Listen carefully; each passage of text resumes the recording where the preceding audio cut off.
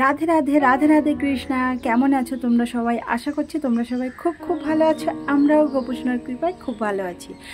আমার গোপুসোনা ব্লগ চ্যানেলে তোমাদের সবাইকে স্বাগতম। তো চলো, তোমরা তো থাম্বনেল দেখেই বুঝতে পেরেছো যে আজকে তোমাদের সঙ্গে কি বিষয়ে আলোচনা করতে চলেছি। তো চলো ভিডিওটি দেখতে থাকো, আশা করি তোমাদের ভালো লাগবে।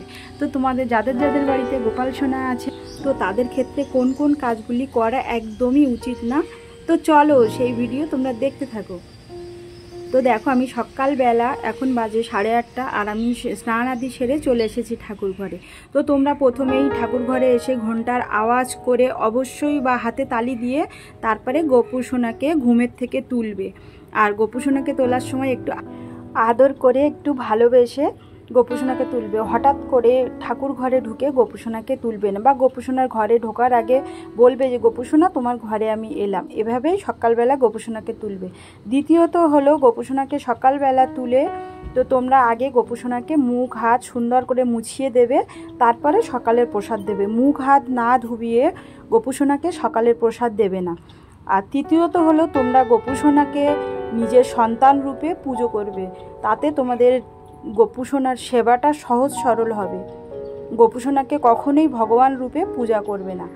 আর চতুর্থত হলো, গোপুসোনাকে চন্দন সহযোগে তুলসী পাতা কখনো হাতে বা গোপুসোনার বুকে দেবে না, চরণে অর্পণ করবে। যেহেতু গোপাল সোনা হচ্ছে শ্রীকৃষ্ণের বাল্যস্বরূপ, তো তার জন্য গোপাল সোনা নিজেই ভগবান।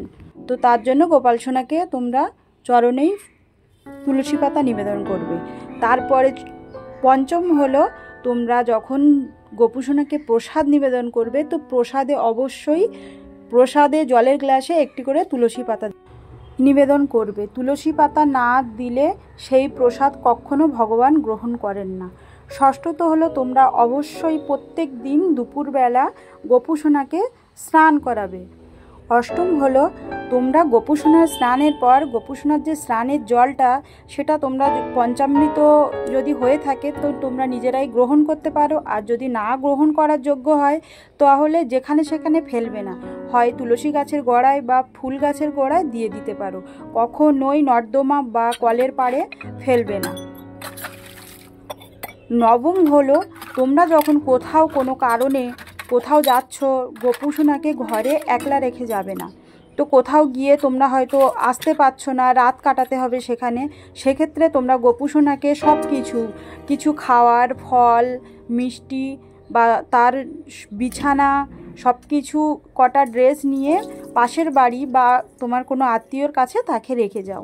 একা কখনোই গোপালকে ঘরে রেখে যাবে না। দশম হলো, তোমরা যখন কোথাও কাছে পিঠে ঘুরতে যাচ্ছ, যদি সম্ভব হয় গোপাল সোনাকে সঙ্গে করে নিয়ে যাও, একটু ঘুরে এসো। আর যদি সেরকমও সম্ভব না হয়, যখন যাবে গোপুসোনাকে কিছু হাতে বিস্কুট কিংবা একটু লজেন্স, চকলেট দিয়ে ওকে বলে যাও যে গোপুসোনা আমি এক্ষুনি চলে আসব, তুমি তত সময় ঘরে খেলতে লাগো, বা তাকে কিছু খেলনা দিয়ে যাও। গোপুসোনাকে বসিয়ে রেখে দিয়ে কোথাও চলে যাবে না। আর গোপুসোনাকে একটানা বসিয়ে রেখে যে সারাদিন ঘরে আসবো না, এরকম কিন্তু না। তোমরা মাঝে মাঝে এসে গোপুসোনাকে বলবে, গোপুসোনা তুমি কি করছো, কেমন খেলা করছো, বসে আছো, এভাবে গোপুসোনার সঙ্গে কথা বলবে। তো আমাদের তো সব সময় আমরা আমিষই রান্না করি বা ঘরের অনেক কাজ করতে হয়, সব সময় ড্রেসপত্র পাল্টানো যায় না, তার জন্য গোপুসোনাকে আমরা কোলে নিতে পারি না। তো তার জন্য তোমরা অবশ্যই ঘরে এসে গোপুসোনার সঙ্গে একটু কথা বলবে। একাদশ হলো, তোমরা যদি পারো, সম্ভব হয়, তাহলে গোপুসোনাকে দুপুরবেলা অবশ্যই শয়ন দিও। তো যাদের ক্ষেত্রে সম্ভব তারা অনেক সময় শয়ন দেয়, আর যাদের ক্ষেত্রে সম্ভব না তারা দিতে পারে না। তো মানসিকভাবে তোমরা শয়ন দিতে পারো। আর দ্বাদশ হলো,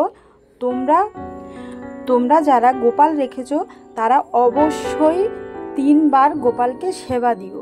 তো গোপালকে সেবা দেওয়ার নিয়ম হচ্ছে 4 বার, কিন্তু আমরা সবাই কাজের মাধ্যমে থাকি, কখনো হয়তো বিকেলবেলা সেবা দিতে পারি না, তার জন্য 4 বারও অনেকে দেয় না। তো অবশ্যই 4 বার না পারলেও 3 বার সেবা অবশ্যই দিও। যেহেতু গোপাল ছোট মানুষ, সে তো 2 বার খেয়ে থাকতে পারে না। তোমার বাড়ির বাচ্চা যদি থাকে, তাকে তো তুমি 2 বার খাইয়ে রাখতে পারো না। তো তেমনই আমার গোপাল সোনাও তো সন্তান স্বরূপ, তো তাকে তোমরা অবশ্যই 3 বার সেবা দিও। 4 বার না পারলেও 3 বার অবশ্যই সেবা দিও। আর ত্রয়োদশ হচ্ছে, আমি অনেককেই দেখেছি যে কলের জল বা যে জল আমরা বাসনপত্র মাজি সেই জলকে গোপালকে বা অন্যান্য ভগবানকে সেবা দিতে, কিন্তু এই কাজটি তোমরা মোটেও করবে না। যে জলটা আমরা খেতে পারি না সে জলটা ভগবান কিভাবে খাবে, সেটা মাথায় রেখে সুন্দর পানীয় জল ভগবানকে সেবা করার জন্য দেবে। আর চতুর্দশ হচ্ছে, তোমরা গোপালকে রাত্রে অবশ্যই শয়ন দেবে। শয়ন দেওয়ার সময় একটা দিক লক্ষ্য রাখবে, দেখবে যে শয়ন দেওয়ার যে বিছানা একটু যেন আরামদায়ক হয়, একটু যেন মোটা নরম কিছুর উপরে গোপাল সোনাকে শয়ন দেবে। আর দেখবে যদি গরমকাল হয় তাহলে গরমকালের মতো হালকা ফুলকা ড্রেস পরিয়ে গোপালকে শয়ন দেবে, যদি শীতকাল হয় সেরকম গরম মানে পোশাক জাতীয় কিছু পরিয়ে গোপাল সোনাকে ঘুমাবে। শুধু একটাই দিকে লক্ষ্য রাখবে যে গোপাল সোনার ঘুমটা যেন খুব সুন্দরভাবে গোপাল সোনা আরাম করে ঘুমাতে পারে। আর পঞ্চদশ হচ্ছে, তোমাদের যাদের গোপাল সোনা আছে তারা গোপাল সোনাকে একটানা ঘরের ভিতরে রাখবে না, মাঝে মাঝে একটু কোলে করে বাইরে ঘুরিয়ে আনবে। যদি কারো ছাদ থাকে ছাদ থেকে একটু ঘুরিয়ে আনবে, তো একটু উঠোনে হাঁটবে, এরকম করে গোপাল সোনাকে ঘোরাবে, তাতে গোপাল সোনার মনটা খুব ভালো হয়ে যায়। তো বন্ধুরা, গোপাল সোনা বিষয়ে যতটুকু আমি নিজের থেকে জানি ততটুকুই তোমাদের সঙ্গে শেয়ার করলাম। আশা করি ভিডিওটি তোমাদের ভালো লাগলো। তাহলে আজকের এই পর্যন্ত, আবার দেখা হচ্ছে অন্য কোনো নূতন ব্লগে। তো আশা রাখি তোমরা ততদিন সুস্থ থাকো, ভালো থাকো আর খুব খুব হাসি খুশিতে থাকো। রাধে রাধে। হরে